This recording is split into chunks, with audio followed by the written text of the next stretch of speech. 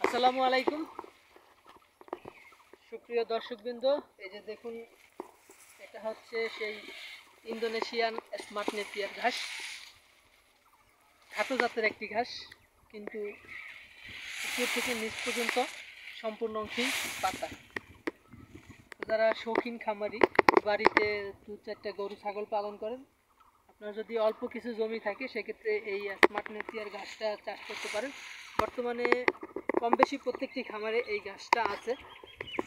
তো আপনি যদি নতুন শুরু করে থাকেন অথবা খামার শুরু করবেন ভাবছেন, তাহলে এই ঘাসের চাহিদা পূরণের জন্য আপনি এই স্মার্ট নেপিয়ার ঘাসটা সিলেক্ট করতে পারেন। একটা হাই প্রোটিন সমৃদ্ধ ঘাস, 22-25% প্রোটিন আছে এই ঘাসটাতে।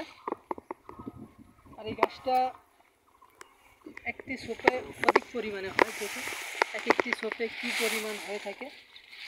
তো একটি কাটিং লাগাবেন, একটি কাটিং থেকে 50 থেকে 60-70-80টা পর্যন্ত একটা সোপে ঘাস হয়ে থাকে। তো এরকম উচ্চ ফলনশীল হাইব্রিড জাতের গাছ যদি চাষ করতে চান, তাহলে অবশ্যই কাটিং রোপণ করতে হবে। এই গাছটার কোনো বীজ হয় না। আমরা সারা বাংলাদেশেই এই ঘাসটার কাটিং বিক্রি করে থাকি। তো আপনাদের যদি একটা কাটিং দেখাই আসলে কীরকম কাটিং হয়েছে আমাদের। দেখুন একটা ঘাস, এই শুকনো পাতা, এই শুকনো পাতাও কিন্তু গরুতে খায়, তবে শুকনো পাতাটা ছাগলে খায় না, শুকনো পাতা গরুতে খাবে। এবং দেখুন আমাদের কাটিংয়ে কিন্তু এই যে চোখ আছে, প্লাস শিকড়ও আছে। আরেকটু চললে দেখুন, এই পর্যন্ত কাটিংটা পরিপক্ক। দেখুন কাটিংয়ে মোটা কাটিং, শিকড়ও আছে। এটা জার্মিনেশন রেট 100% হবে। আপনি যদি লাগাতে পারেন এটা সম্পূর্ণ গজাবে। তো আমাদের কাটিংগুলো হচ্ছে 4-5 গিটের মোটা একটি কাটিং। ধরুন এরকম সাইজের একটা কাটিং হবে, এখানে মোট 2টা কাটিং।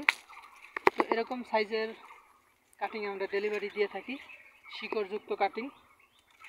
আর এই ঘাসটা আমাদের খামারে গরু ছাগলের জন্য রেখে দিই। তো আমরা মূলত এই কাটিংটা বিক্রি করি।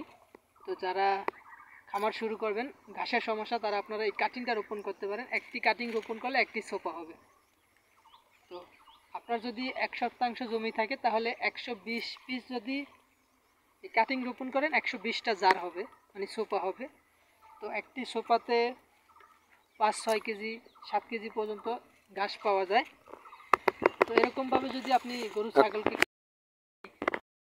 এরকম সোপা যদি আপনি গরু ছাগলকে কেটে খাওয়াতে পারেন, তা আসলে দানাদার খাবারের চাপটা কমে যাবে।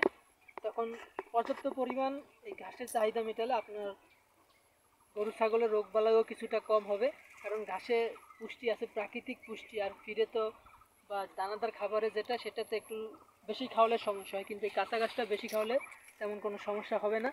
তো সেই দিকে আপনারা পর্যাপ্ত পরিমাণ ঘাস চাষ করে খামার শুরু করবেন, অথবা খামারটা বড় করার চেষ্টা করবেন।